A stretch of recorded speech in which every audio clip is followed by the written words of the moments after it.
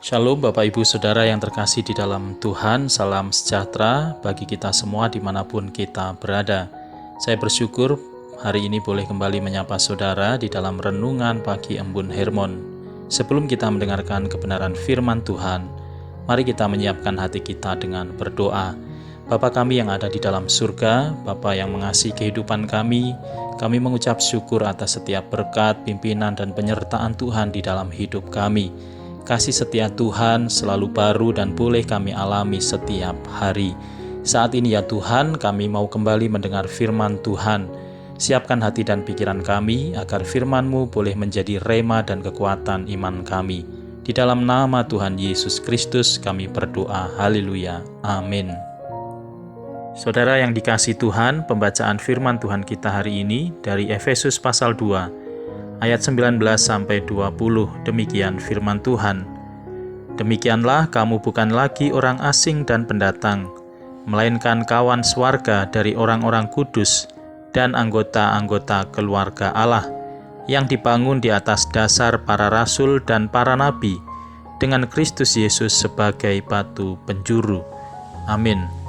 Menurut Jonathan Haidt, seorang psikolog moral asal Amerika Serikat, dia mengatakan, orang-orang saat ini menjadi lebih agresif terhadap perbedaan. Hal ini terbukti dari suasana di media sosial yang semakin panas hari demi hari. Orang saling menghujat, saling menuduh, saling menyalahkan, dan bahkan saling memutuskan hubungan, baik pertemanan di media sosial atau hubungan secara nyata.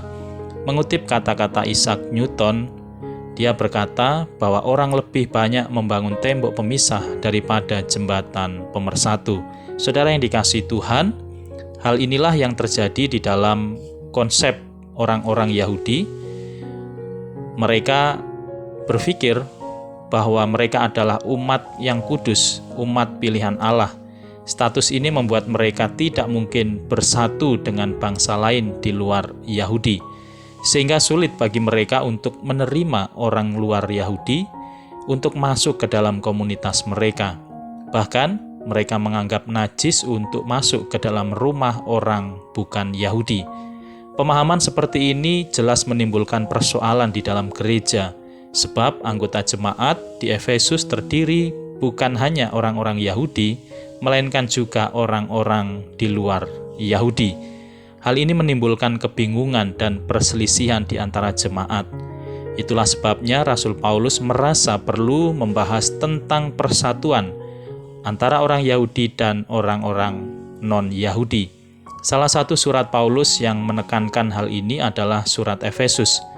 Salah satu pesan utama surat ini adalah bahwa Kristus telah melakukan pemulihan hubungan antara jemaat Yahudi dan non-Yahudi ke dalam satu hubungan yang indah, yaitu di dalam satu tubuh melalui karya Tuhan Yesus di kayu salib. Karya Tuhan Yesus ini merubuhkan tembok pemisah antara Allah dan manusia, dan juga tembok pemisah antara etnis Yahudi dengan etnis non-Yahudi.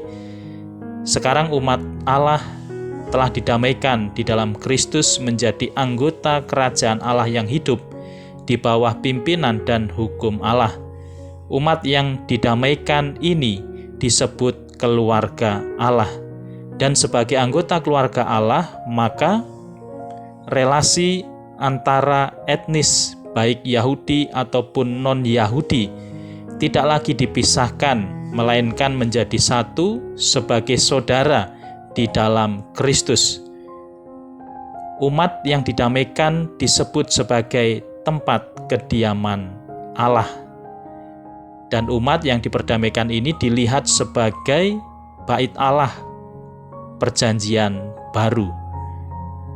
Jemaat bukan dilihat dari bangunannya, tetapi pada persekutuan yang hidup dari anggota keluarga Allah yang didasari oleh kasih Kristus untuk memberitakan kabar baik kepada semua orang. Kalau dahulu orang-orang Yahudi beribadah di dalam bait Allah secara terpisah dengan orang-orang non-Yahudi yang dipisahkan oleh dinding pemisah, maka kematian Yesus merubuhkan setiap pemisah itu. Saudara yang dikasihi Tuhan, di dalam suratnya ini Paulus menekankan agar gereja senantiasa menjaga persatuan dan menghargai setiap perbedaan yang ada. Paulus menggambarkan keragaman sebagai dasar untuk membentuk satu kesatuan.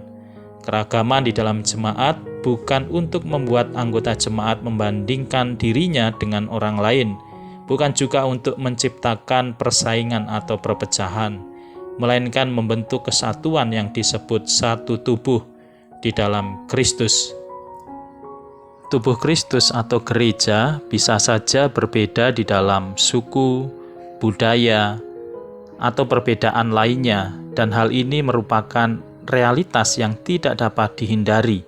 Semua anggota gereja, baik orang Yahudi maupun non-Yahudi, dipersatukan oleh kasih Kristus dengan darahnya yang kudus.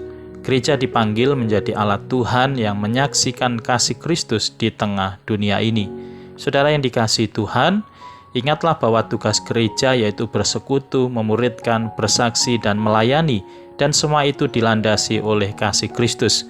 Gereja akan semakin bertumbuh dan berkembang jika setiap anggotanya tidak mempersoalkan perbedaan-perbedaan yang ada, namun memaknai perbedaan itu sebagai satu kekuatan yang sangat berguna bagi pembangunan tubuh Kristus di dunia ini, dan Kristus sebagai batu penjuru, penopang yang membuat bangunan tersebut dapat berdiri kokoh. Kita perlu senantiasa waspada karena iblis juga membangun tembok yang tidak kelihatan. Tembok itu adalah perseteruan dan permusuhan, baik antar etnis, budaya, suku, bahasa, antara orang tua dengan anak, antara suami dan istri, atau antara manusia dengan sesamanya. Tetapi kita perlu bersyukur karena tembok permusuhan dapat roboh oleh damai sejahtera Kristus yang sudah dicurahkan bagi setiap kita. Damai sejahtera tidak bisa kita peroleh dari manusia atau dari lembaga yang didirikan oleh manusia di dunia ini. Sebab satu-satunya sumber damai sejahtera adalah Yesus Kristus. Amin. Saudara yang dikasihi Tuhan, mari kita berdoa. Bapa di dalam surga, kami bersyukur atas firman yang boleh kami dengar hari ini. Mampukan kami untuk terus tinggal di dalam terang firman Tuhan dan memelihara kesatuan roh di dalam ikatan damai sejahtera Kristus. Terima kasih Tuhan. Kami menyerahkan kehidupan dan aktivitas kami sepanjang hari yang akan kami lalui. Kami percaya Tuhan menjaga, melindungi, dan menopang hidup kami. Tuhan memberkati pekerjaan, pelayanan, rumah tangga, dan juga setiap pergumulan yang kami hadapi. Kami berdoa jika ada yang sakit, kiranya disembuhkan oleh kuasa darah Yesus, yang lemah dikuatkan, dan yang sedih dihiburkan di dalam sukacita Roh Kudus. Kami juga mendoakan bangsa dan negara kami Indonesia. Kami menyerahkan kondisi dan keadaan karena pandemi COVID-19 ini. Kami percaya di dalam kuasa Tuhan, bangsa kami dipulihkan. Dan kami percaya Tuhan yang pegang kendali atas semua yang sedang kami alami. Kami percaya kuasa Tuhan melawat, memulihkan bangsa kami. Terima kasih Tuhan. Kami menyerahkan seluruh aspek kehidupan kami di dalam rancangan dan anugerah Allah yang penuh damai sejahtera. Saudaraku, arahkanlah hatimu kepada Allah dan terimalah berkat Tuhan. Tuhan memberkati engkau dan melindungi engkau. Tuhan menyinari engkau dengan wajah-Nya dan memberi engkau kasih karunia. Tuhan menghadapkan wajah-Nya kepadamu dan memberi engkau damai sejahtera. Di dalam nama Tuhan Yesus Kristus, Juru Selamat dan Penebus hidup kami berdoa dan bersyukur. Haleluya. Amin. Saudara yang dikasihi Tuhan, saya mengucapkan selamat beraktivitas. Saya percaya saudara senantiasa diberkati, dipulihkan, dan disertai oleh Tuhan. Salam sehat dan tetap semangat. Sampai berjumpa kembali. Tuhan Yesus memberkati.